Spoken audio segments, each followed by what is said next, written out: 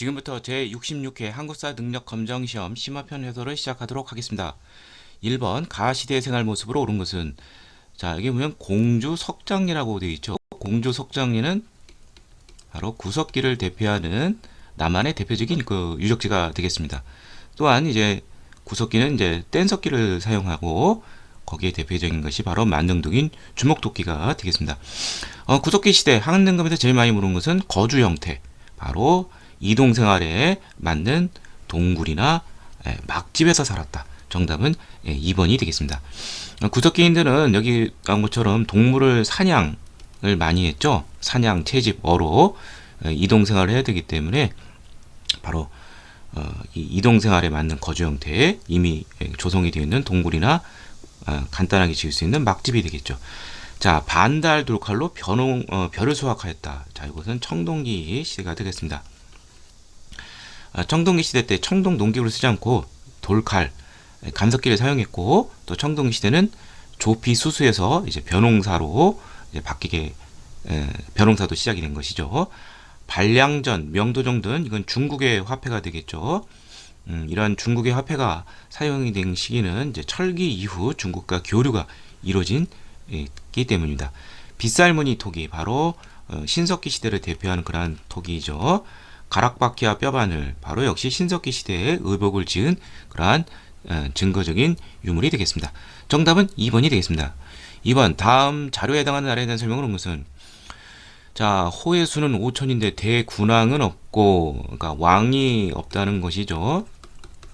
각 음락에는 각각 대를 이는 우두머리가 있다. 각 음락에 거스든 스스로를 삼노, 또 요거 외에도 읍군, 삼노, 이러한 군장의 이름이 있고요. 자, 그 다음에 장사를 지냈다 어쩌고저쩌고 되어 있는데, 마지막에 보면은 온 집 식구를 하나의 곽 속에 두는데 바로 가족 공동묘가 되겠죠. 예. 자, 군왕이 없고 국왕이 없고 읍군 삼노 같은 이제 군장 국가 체제, 이게 바로 옥저와 동해가 두 개가 있는데, 그 중에서도 이제 옥저의 특징이 바로 가족 공동묘가 되겠습니다. 옥저는 나올 게 좀 한정이 되어 있어요. 가족 공동묘 아니면 혼인 형태의 민며느리제, 예부제가 되겠죠. 시댁에서 며느리를 미리 확보하는 그러한 형태가 되는 그런 매매혼 형태가 되겠죠. 예, 그래서 정답은 바로 2번이 되겠고요. 옥저는 제천 행사도 없습니다. 예, 그래서 좀 외우기가 좀 단촐하죠. 자, 나머지 보도록 하죠. 신성 지역으로 제사장인 천군이 다스리는 신성한 지역, 소도가 있고, 여기에는 범죄자가 들어가도 군장이 잡아갈 수가 없죠. 이러한 것이 바로 재정 분리의 그러한 모습을 보여주는데, 이러한 형태의 국가는 바로 사만이 되겠습니다. 마한, 진한, 변한. 범금 8조를 통해 사회질서를 유지한 나라는 우리나라 최초의 국가인 고조선이 되겠습니다. 살인, 상해, 절도 세 가지 조항만 남아있죠. 여러 가들, 마가, 우가, 저가, 구가, 말, 소, 돼지, 개를 상징하는 여러 대가들이 각기 자기 구역 사출도를 주관하는 국가는 가장 북쪽에 있는 부여가 되겠고요. 정삼에 모여 일종의 귀족회의죠. 국가 중대사를 논의한 나라는 부여가 백제가 되겠습니다. 정답은 2번이 되겠습니다. 3번, 가국가의 문화에서는 오른 것은, 자, 여기 천마총이 나와 있죠. 천마총은 바로 신라의 대표적인 돌무지 덧널 무덤 중에 하나이죠. 도굴이 좀 어렵죠. 자, 신라는 문화유산 중에서 이 금관이 아주 유명하죠. 특히 이 날출자 형태형, 여기 보면 이렇게 되어 있죠.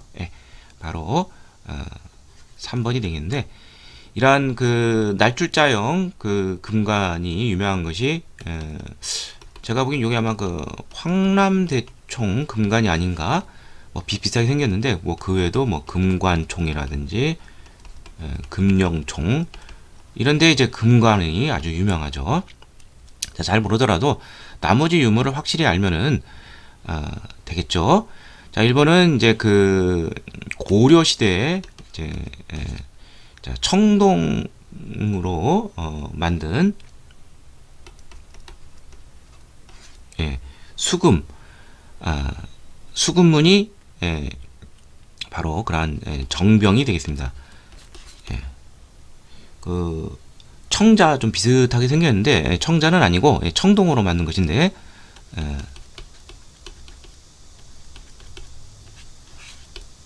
수금문이 아마 포류정명 정식 명칭은 이렇게 되어 있는데 바로 고려시대 청자와 좀 비슷하게 유명하다, 푸르스름하다 이렇게 이해하시면 될 것 같아요. 2번은 이건 이제 고구려와 관련되어 있는데 금가 금가 아니라 연가 7년이라는 연호가 새겨져 있는 기명이 되어 있는 금동열의 입상이 되겠습니다. 이 연가 7년이라는 것은 바로 고구려 아마 장수왕과 관련된 그러한 연호 같은데 이것이 기명이 되어 있는데 경상남도 의령에서 출토가 된 좀 특이한 것이라는 거, 그리고 이 광배가 좀 특징이 있죠 뒤에. 그 다음에 이거는 이제 유명한 발해 동경성에서 출토된 이불병좌상, 두 명의 부처가 나란히 앉아 있죠. 이건 발해 유문이 되겠고요. 그 다음에 5번은 유명한 백제 금동 대향로가 되겠죠. 이건 이제 백제 문화유산이 되겠죠. 정답은 3번이 되겠습니다. 4번 밑줄근 왕에 대한 설명으로 오는 것은, 자, 기해년에 백제가 맹세를 쭉쭉 되어 있는데 왕이 순행을 평양으로 내려갔는데 왕이 평양으로 내려갔다고 되어 있어요. 위에서 아래로. 그럼 뭐 이거 고구려라는 거 우리가 쉽게 알 수가 있고, 신라에서 사시는 분이 외인이 국경에 그쳐 성지를 파괴하고 싶습니다. 기부하여 명을 바꾸십니다. 신라가 원조를 요청했죠. 그래서 경자년에, 이게 바로 400년이죠. 왕이 군대 5만을 보내서 신라를 구원하게 했다. 바로 고구려의 전성기를 이룬 광개토 대왕의 그런 신라 원조의 업적이 되겠죠. 광개토 대왕은 우리나라 최초로 연호를 사용했는데 그 이름이 바로 영락이 되겠고요. 살아생전은 영락이고 죽어서는 광개토라는 땅을 크게 넓혔다는 뜻이죠. 정답은 4번이 되겠습니다. 그래서 백제의 사주를 받은 신라의 초도는 왜구를 물질러줬죠. 자, 대가야를 병합하였다. 이거는 신라 최전성기 임금인 진흥왕이 되겠죠. 562년 평양으로 도읍을 옮겼다. 바로 고구려 장수왕이 되겠죠. 427년 남진 정책을 펼쳤죠. 22담 내 왕족을 파견하였다. 백제 웅진시대 때 전성기였던 무령왕이 되겠죠. 낙랑군을 몰아내고 마지막 한사군인 대방군과 함께 몰아내고 영토를 확정한 사람은 고구려의 미천왕이 되겠습니다. 그래서 대동강까지 진출을 하게 된 것이죠. 정답은 4번이 되겠습니다. 5번 가왕 제위식의 삼국의 상황으로 오는 것은, 자, 익산 미륵사지 석탑에 사리 장엄구 발견 모습인데 삼국시 유사에는 뭐뭐가 왕위 후인 신라 선화공주 서동과 관련된 내용이죠. 근데 여기에는 백기경 사택 적득의 딸로 기록이 되어 있다. 그리고 이 미륵사 창건 배경과 관련된 누구누구의 아들인 의자왕이 친모가 누구냐에 대한 논란이 있다. 마지막 왕 의자왕의 아버지 무왕이 되죠. 백제. 이렇게 제위를 했고요. 자, 요 시기 삼국의 상황을 물어보는 것입니다. 7세기 초. 이게 3점짜리예요. 잘은 모르지만 의자왕 때 백제가 멸망을 했으니까 최소한 7세기 이후라는 것을 알아두면 풀 수가 있겠죠. 자, 을지문덕이 살수에서 수의 대군을 격파하였다. 이게 이제 612년 영양왕 때 있었던 일이죠. 영양왕 23년에. 요 시기에 해당이 되죠. 자, 근데 잘 모르더라도 그냥 세기만 알아야 돼요. 백제 고흥이 서기를 편찬하였다. 백제의 최전성기를 이룬 근초고왕 때 일이죠. 근초고왕 45년인 바로 요때 이제 그 근초고왕이 고흥을 시켜서 서기를 편찬하겠다 했었는데 전해지진 않고 있어요. 이것이. 자, 그 다음에 백제 계백이 황산벌에서 군대를 활성화했다. 결국은 이제 황산벌에서 무너지고 백제가 멸망하죠. 이게 이제 660년 의저왕 때 일이니까 이건 해당이 안 되겠죠. 이사부가 우상국을 점거했다. 이건 뭐 독도놀이 땅 외워두면 지중왕 13년, 512년. 예. 사찬 시드기 기벌포에서 당군에 승리하였다. 삼국 통일을 향한 마지막 신라의 승리 676년이죠. 문왕때죠. 예. 그래서 정답은 1번이 되겠습니다. 6번 교사의 질문에 대한 학생의 답변을 적절한 것은 지도는 이 국가의 교육률을 표시한 것이다. 청해진을 설치했다. 장보고. 그러면 이건 뭐 통일신라 시기가 되겠죠. 예, 남북국 시대 위쪽에 발해.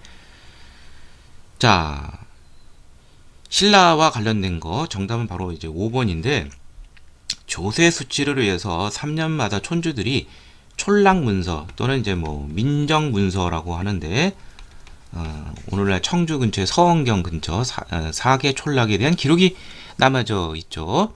그래서 인구와 토지, 가축, 과실수 뭐 온갖 국가가 가져갈 수 있는 자원을 다 철저히 조사를 했습니다.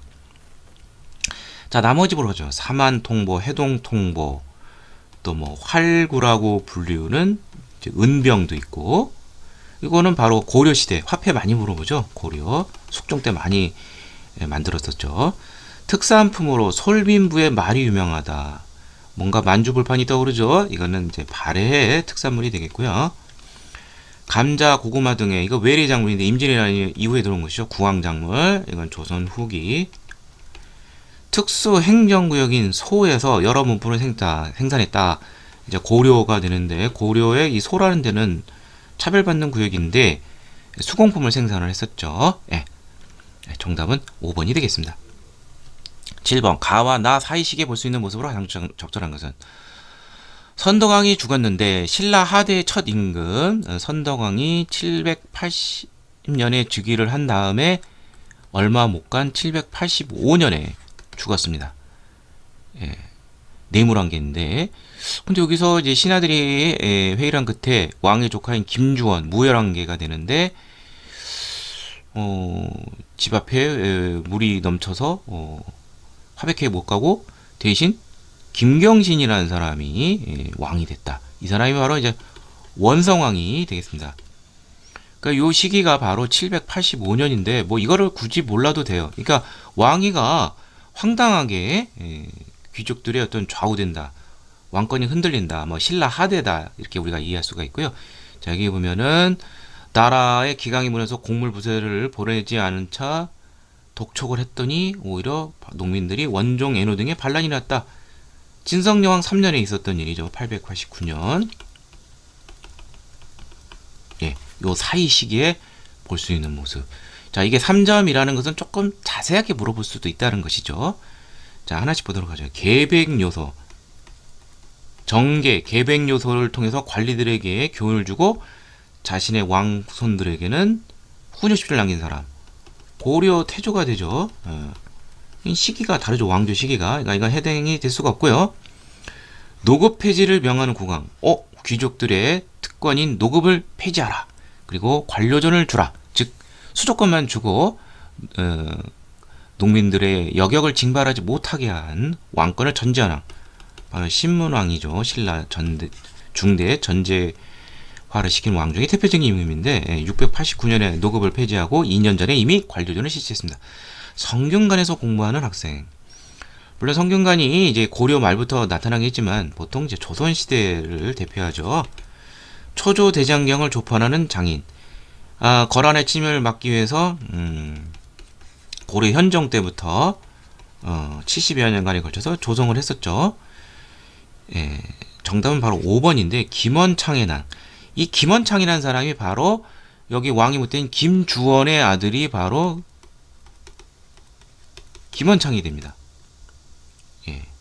그래서 불만을 품고 웅천주 도도 공주 쪽에서 이제 반란을 일으켰죠. 예, 이게 822년입니다.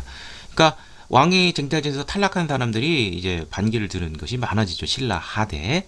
예, 왕의 권위가 흔들리고 귀족들이 이제 날뛰기 시작하는 것이죠. 이것이 780년에서 신라가 망하는 935년까지 있었다. 이렇게 이해하시면 되겠습니다. 8번 가에 들어갈 내용으로 적절한 것은 자 크리스키노성 연해주 쪽이죠. 유적의 연꽃무늬 수막새, 그 다음에 온돌 유적, 바로 고구려의 그러한 문화유산을 이런 것을 계승을 한 바로 발해에 대한 설명이 되겠습니다. 그리고 발해는 연해주 쪽에도 이게 연해주라고 한다면 오늘날 러시아 쪽 극동 쪽까지 다 영역으로 가지고 있습니다. 자, 그러면 이 모둠의 내용은 발해와 고구려 문화의 연관성이 되겠죠. 네. 또 뭐 그 외에도 모주림 천장 구조라든지 굴식 돌방 무덤 뭐 이런 거에서 우리가 고구려적인 요소를 볼 수가 있습니다. 나머지는 뭐 관련이 없죠. 자, 그래서 정답은 5번이 되겠고요. 9번 밑줄 그은 인물에 대한 설명을 온 것은 자 전북 김제 금산사가 나왔는데 자 여기는 완산주로 도루국가를 세운 누가 오늘날 전주 이거 후백제를 세운 견훤이 되겠죠. 아들 신감에 의해서 유폐되다 탈출한 것입니다. 결국 고려로 귀부를 하게 되고 후백제를 자신이 세운 나라를 자신이 또 멸망시키는데 일조시켰던 곳이죠. 견훤에 대한 설명입니다. 자, 후백제를 세웠는데 후백제에 대해서 많이 물어보는 거, 또 궁예가 세운 후고에서 많이 물어보는 건 정해져 있어요. 견훤은 후백제는 외교 능력이 좀 있었어요. 후당 5월과 같은 당시 중국도 이제 분열 시대인데 중국 왕조와 교류를 했다는 거, 외교 관계를 맺었다는 거, 거란 일본과도 교류를 하고, 궁예는 광평성이라는 새로운 체제, 좀 더 이제 신라보다는 좀 진일보된 그러한 정치 교류를 마련했다는 것이죠. 그래서 정답은 3번이 되겠고 4번은 후고구려를 세운 태봉을 세운 궁예가 되겠죠. 독서 3분과를 시셨다. 아까 그 김경신 나왔죠. 이 사람이 이제 신라 원성왕이 되는데 좀 더 이제 능력 위주로 관리를 채용하자 했던 시도이죠. 788년 성공하지 못했고 동진으로부터 불교를 수용한 사람은 백제 침료왕이 되겠습니다. 384년 화랑도를 국가적인 조직으로 개편한 사람은 신라의 진흥왕이 되겠습니다. 정답은 3번이 되겠습니다. 10번 다음 제도를 실시한 국가의 경제 상황을 취하는 거 문종 3년 양반공원정시법을 정하였다. 자, 이게 이제 고려 문종이 되겠죠. 문화시랑 평장사 뭐 등등등등 공음전시법을 이제 마련을 했다는 거예요. 자, 이제 전시라는 말이 여기도 나오죠. 전시법, 전시과, 전지시지.